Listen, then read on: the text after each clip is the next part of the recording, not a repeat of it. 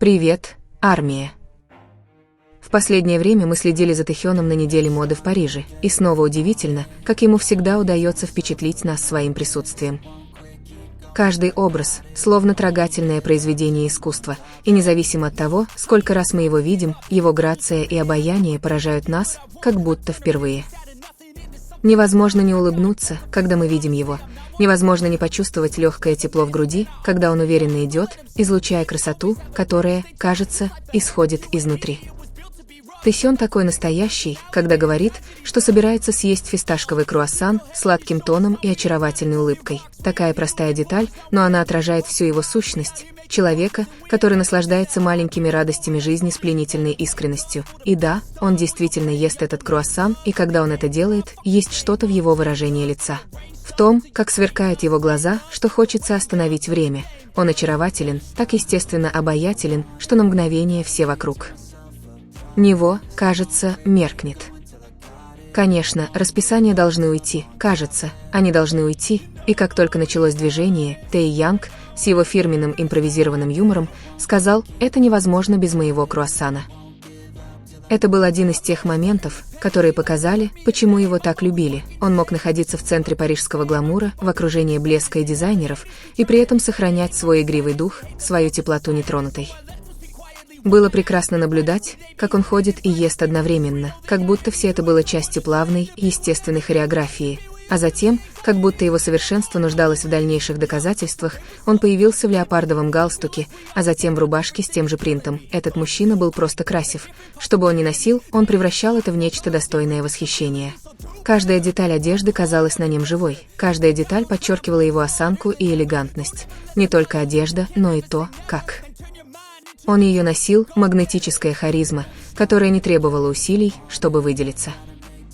Но помимо безупречного стиля, по-настоящему его сияла аура. В Тэ Йоне было что-то, что превосходило моду, камеры и мероприятия. Это его манера быть добрым, уважительным, с неизменной улыбкой, которая, кажется, освещает даже самые прекрасные дни. Это то, почему собираются толпы, почему люди путешествуют, ждут и смотрят. Они хотят не просто увидеть его, они хотят почувствовать сияние, которое он излучает.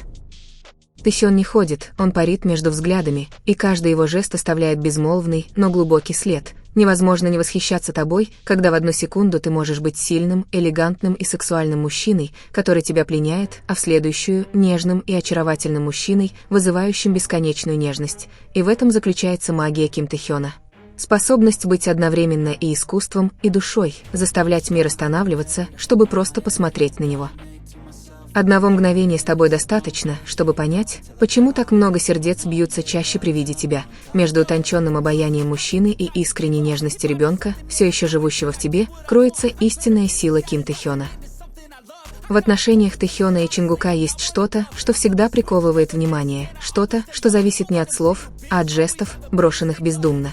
Не то, что они говорили, выдавало их чувства, а то, что они делали без усилий. Когда они были близки, все менялось. Как будто воздух между ними казался другим, теплым, мягким, наполненным безмолвной энергией, которую, казалось, понимали только они.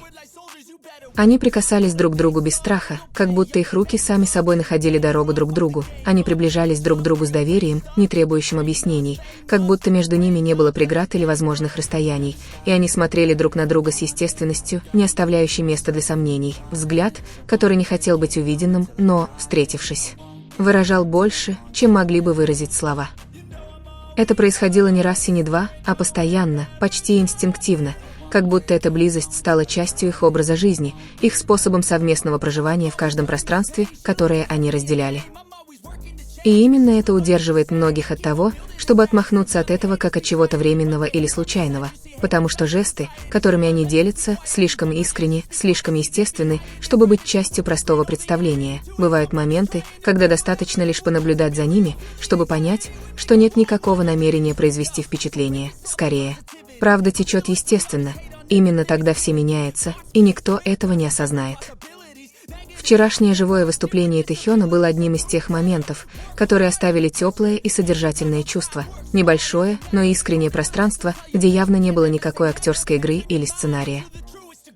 Он решил говорить в основном на японском и китайском, и он делал это со спокойствием, которое показывало, насколько комфортно он себя чувствовал. Он говорил медленно, улыбаясь с тихой сладостью, и его голос звучал близко, как будто он говорил с кем-то очень дорогим ему. Между смехом и мягкими фразами он упомянул, что ужинает со своей семьей и очень близким другом. С кем-то, кто был дорог его семье, этой фразы, произнесенной без особого акцента, было достаточно, чтобы вызвать шквал интерпретаций. Этого было достаточно, чтобы все слушатели поняли, даже не называя, о ком идет речь. Потому что, когда Тэхён говорит о ком-то, с кем они делятся интимными моментами в своей семье, когда он небрежно упоминает близкого друга, мысли многих людей возвращаются к одному и тому же месту, к одному и тому же человеку – Чингуку.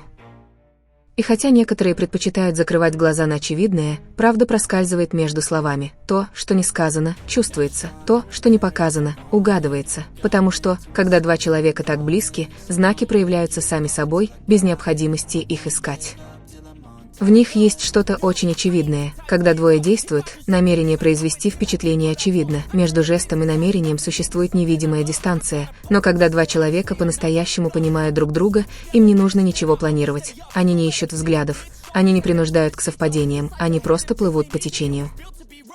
И вот что происходит с Тэхёном и Чингуком. Они не ищут внимания друг друга. Они ищут друг друга, потому что так устроена их связь. Это привычка, потребность, рожденная привязанностью и привычкой. Они привыкли быть рядом, прикасаться друг к другу без страха, смотреть друг на друга искренне. Каждое прикосновение, каждый взгляд, каждая улыбка, которыми они делились, были не попыткой что-то доказать, а способом бытия, способом сказать «это я», не произнося ни слова.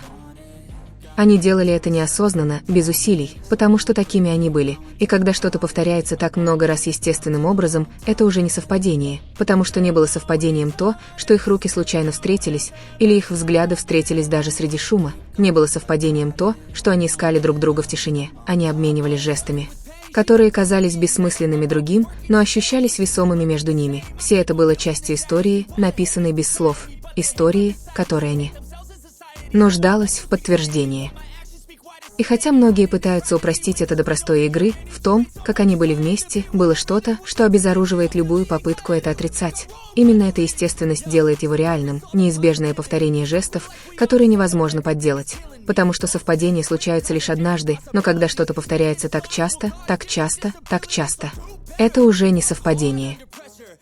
Вчерашняя прямая трансляция Тэхёна была одним из тех моментов, которые оставили теплое и содержательное чувство. Пространство, где он решил говорить в основном на японском и китайском, демонстрируя свое удобство и легкость в общении с теми, кто следил за ним на разных языках.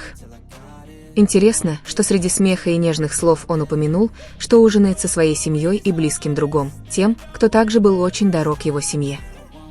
Этого простого предложения было достаточно, чтобы вызвать всевозможные толкования, потому что мы все прекрасно знали, кого Тэхён имел в виду, своего Чингука, хотя некоторые предпочитали закрывать глаза на доказательства и продолжать отрицать то, что было так очевидно. Говоря это, Тэхён тщательно подыскивал правильное японское слово для «близкий», слово, которое также может означать «дорогой». Он повторил это несколько раз, словно желая убедиться, что его послание понято правильно. Такая настойчивость была не случайной. Когда что-то имеет эмоциональную нагрузку, слова произносятся с другим тоном. И именно так все и ощущалось. Этот друг, о котором он говорил, был не просто знакомым, он был кем-то по-настоящему важным для него и его семьи, кем-то, кто занимал место, до которого не каждый мог добраться. И невозможно было игнорировать тот факт, что если бы это был кто-то другой, Тэхён без колебаний упомянул бы его имя. Но, упоминая Чингука, он прекрасно знал, какое внимание это привлечет, какой переполох это вызовет, сколько толкований это вызовет. Эта осторожность также была знаком защиты, способом защитить то, что принадлежало ему, и сохранить то, что он любил. А с отъездом Тэхёна в аэропорт все стало еще понятнее. Дата не лгала, шоу началось в понедельник, 6-го, и продолжалось 3 дня до среды, 8-го, священное время для корейских семей, время, когда все собирались, чтобы делиться, благодарить и быть вместе. Однако Тэхён должен был уехать именно в эти дни, что предполагало, что его семья вместе с его любимым Чингуком встречали его перед отъездом. Мы разделили с ним тот самый особенный ужин, о котором он упоминал. Конечно же, было ясно, что этот ужин состоялся не в последний вечер перед поездкой, потому что тот вечер определенно был предназначен только для них двоих. Для Тэхёна и Чингука, пары, которая всегда находит способ уединиться, скрыться от посторонних глаз. Это те маленькие вероятности, в которые многие из нас предпочитают верить не как в абсолютную истину, а как в любящие интерпретации, теории, основанные на повторяющихся жестах, взглядах и совпадениях, которые слишком точны, чтобы быть просто совпадениями. Однако неоспоримо то, что Тэхён и Чингук всегда оставляют нам эти маленькие знаки, кажущиеся незначительными детали, которые при внимательном рассмотрении приобретают огромный смысл. Размышляя обо всем этом во время перелета с Тэхёном, невозможно не вспомнить момент, когда он открыто заявил, что Чингук – его семья. Он сказал это естественно и ни разу не лгал. Теперь, в свете всего произошедшего, это заявление обретает смысл. Оно кажется более реальным и глубоким, чем когда-либо. Запомнить эти слова практически необходимо. Они многое объясняют из того, что они делали вдвоем за эти годы. Это были не случайные слова, а подтверждение привязанности, принадлежности и единства. Вот почему те, кто все еще думает, что Тэхён имеет в виду кого-то другого, а не Чингука, игнорируют очевидное, и они могут спорить хоть со стеной, если хотят, ведь факты говорят сами за себя.